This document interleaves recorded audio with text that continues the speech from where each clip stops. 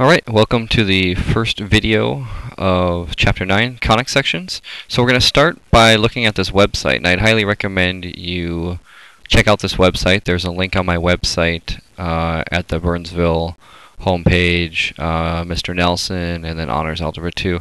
There's a link to this, or you can just type all this stuff in. Anyway, let's go look at it, and we're going to look at the conic sections. And so what conic sections are, this is just a little applet.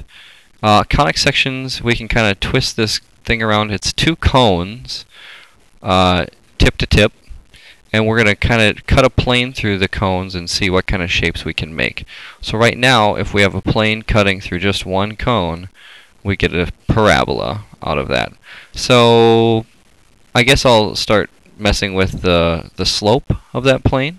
So I'll make the slope more steep, and what's going to happen is we've got a parabola. It's changed the bow of the parabola a little bit, so if I put it back to 1, it gets a lot less steep of a bow. And so if I go up, and now if I keep getting this closer and closer to an infinite slope, we're going to end up with a double parabola, or if we kind of zoom out, this is called a hyperbola. It's kind of like a parabola back to back. I think I'll mess with the y-intercept. It makes the parabolas get closer and closer to the center, and it ends up being an x. This is still a hyperbola. If we zoom in, we still have a hyperbolic shape here. Okay, so far we looked at parabolas, hyperbolas. If I make this slope near 0, looks like if it's 0, we have a circle. We all know what those are. And then if we make it less than 0, a little bit more than 0, we end up with an oval. We call this an ellipse. So we've looked at the different conic sections. I'd recommend you play around with this. Just kind of tinker with the height, slant, and all this stuff. It's kind of fun. Okay, so let's get back to the notes. This is another picture of the conic sections. Here's a hyperbola. It is a perpendicular plane, or I'm sorry, a vertical plane cutting both the top and bottom cone. Circle is just a plane with a slope of 0. Ellipse is kind of a slanted plane. And then we got the parabola. So we looked at all 4 of these on the previous slide. Okay, so into the math. Graph the equations listed below on your calculator and determine which type of conic section is represented. So we're going to pull up our calculator, and we're going to type this in. It's x squared plus y squared equals 16. So we're going to go to this, and whoops, we can't type y squared in. We could type in x squared, but we can't type in y squared. So what we're going to have to do is go back to here and solve for y. So for each of these, let's solve for y. So let's grab our pen tool, and let's solve this equation for y. Okay, so the first step, we'll subtract x squared from both sides, and we get y squared equals 16 minus x squared, and then we square root both sides, and we end up with y equals plus or minus.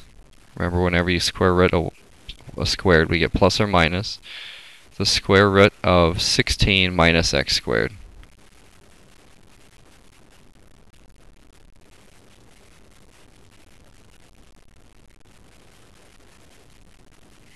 That's a squared.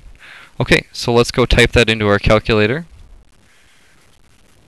We're going to do the positive square root of 16 minus x squared.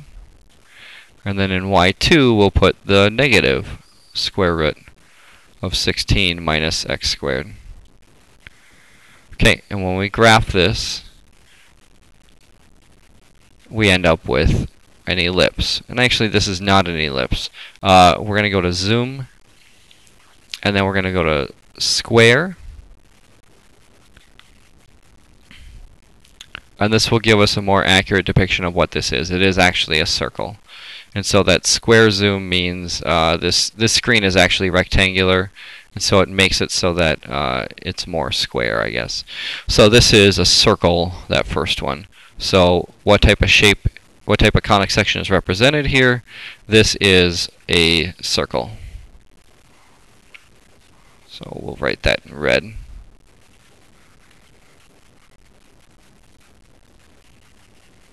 Okay, let's do the next one. We want to solve for y, so let's solve it for y. This one should be pretty quick. We'll add y to both sides. And we get 3x squared minus 5x equals y. And let's type that into our calculator.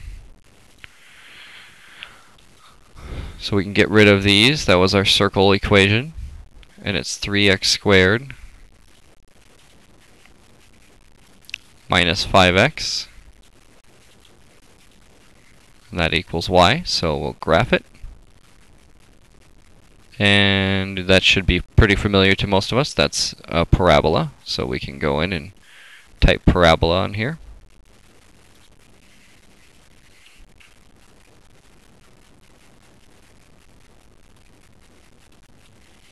Alright, and the last one. So to solve for y, the first thing we want to do is subtract 25x. Be consistent, use black. So I said 25x, I meant to say 25x squared. So subtract 25x squared. We get negative 9y squared equals 225 minus 25x squared. Divide by negative 9. And then we end up with y squared equals 225 minus 25x squared all over negative 9. And then we square root both sides. And we end up with y equals the square root, plus or minus, the square root of all this stuff. So 225 minus 25 x squared all over negative 9. Okay, let's type that in.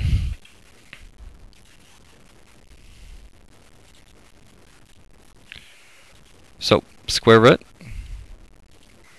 225 minus 25x squared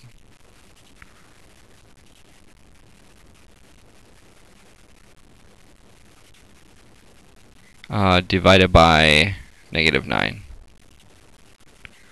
I think I need some parentheses in here.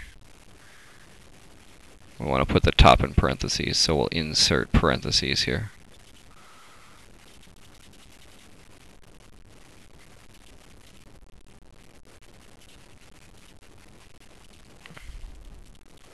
Otherwise, it would do negative 25x squared divided by negative 9, and it would not include that 225. Okay, let's type in the negative square root. Double parentheses this time. Oops, that was triple. 225 minus 25x squared. Close parentheses. Divided by negative 9. Close parentheses. Okay, and we graph it.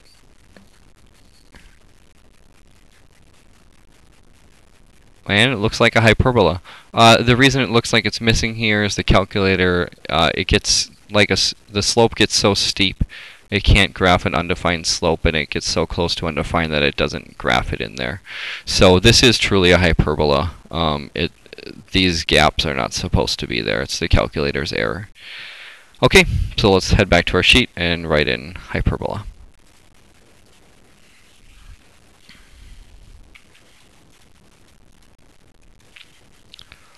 Hyperbola. Okay, next slide. Distance formula. So this is a refresher from Algebra 1, Geometry. What is the distance between these 2 points? So if we kind of graph an xy axis here, the way we learned this back in geometry, pardon my messy XY axis. 99, negative 14 would be like something out here. Over 99, down 14. And then negative 5, 139 would be somewhere up here. We want to find how far is it between these 2 points. And so what we did in geometry was we just created a right triangle, went straight down and then straight over, and we figured out the height or the height and the width of this triangle. Then we used Pythagorean theorem. So we did a squared plus b squared equals c squared.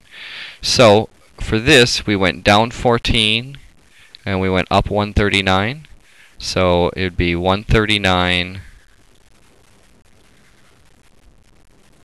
minus negative 14.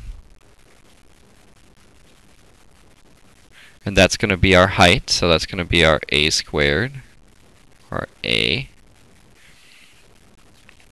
plus, and then this, we went back 5, and then we went over 99. So 99 minus negative 5.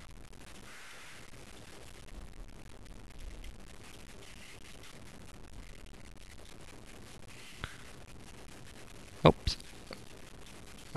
We need to square all that stuff.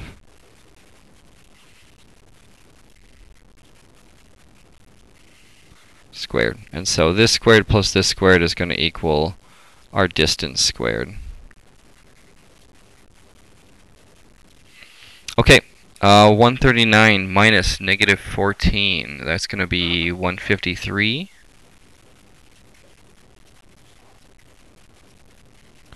And then 99 plus 5, or 99 minus negative 5, that's going to be 104.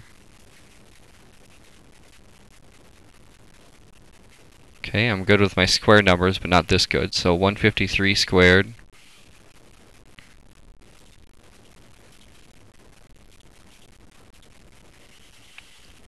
is 23409. 104 squared is 10816. Let's add those together.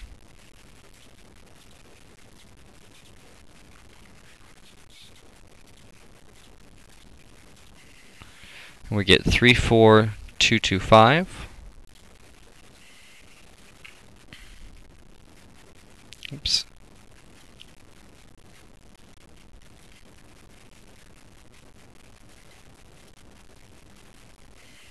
Okay, and then we square root both sides. And the square root of that number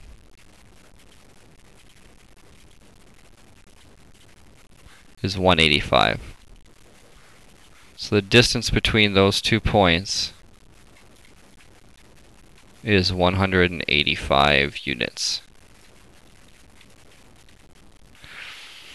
Okay, so that's the distance formula refresher. Let's go over here. What's the distance between x1, y1, and x2, y2? So the general formula. The distance squared is, remember we took the difference of the x's, so x2 minus x1 squared plus y2 minus y1 squared. And the order doesn't really matter. What would end up happening is, let's say this was 8 minus 5, that would give you 3. If you accidentally did 5 minus 8, that would give you negative 3. But when you square it, you're still going to get a positive answer. So as long as you subtract the y's and subtract the x's, square them, add them together, that'll give you the distance squared. So really the distance formula is going to be the square root of all this stuff. So let's just make it easier on myself. I'll just highlight it all and copy it.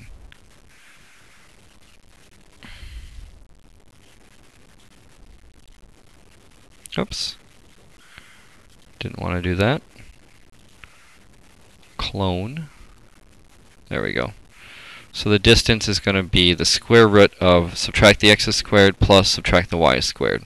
So that's your general distance formula. This is something you'll definitely want to keep readily accessible in your brain. Maybe even program it in your calculator. Okay, the next refresher is the midpoint formula. So what is the midpoint of these 2 points? So we'll set up our graph again. This time I think I'll use nice neat lines. There's our x-axis, there's our y-axis, or pardon me, that's the x-axis, the y-axis is up and down. And so what is the midpoint of these 2 points? So 99, negative 14, we'll say is over here again. Just kind of put that dot in there. Negative 5, 139 is up here. The midpoint is, they just want the middle. So let's find the middle. It looks like it's somewhere in there. We could guess. That's not really that accurate. There is a formula for this. So the midpoint, you're just going to take the x's, add them up, and divide by 2. We're basically finding the average. So it's 99 plus negative 5 divided by 2. That's going to be the average of the x's, or the middle of the x's. And then, let me get this out of our way. We're going to do the same thing for the y's. So 139 plus negative 14 divided by 2. So, and once again, the order doesn't matter. The commutative property lets us add them either way. So 99 plus negative 5, that's 94. 94 divided by 2, I believe is 47. Let me just double check here. 94 divided by 2, yeah, 47. 139 minus 14, I should be able to do this without a calculator, but I'm on the spot. So 125 divided by 2 is 62.5. So our midpoint for this problem is going to be 47, comma, 62.5.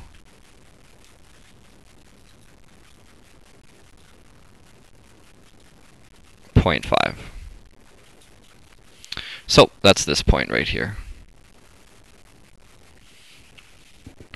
Alright, so in general, I'm hoping you can kind of see what the midpoint formula is going to be. What's the midpoint between 2 points, x1, y1, x2, y2? Well, we just add the x's, x1 plus x2 divided by 2. That's a 2. Comma, y1 plus y2 divided by 2. And that's going to be your coordinate for the midpoint between any 2 points.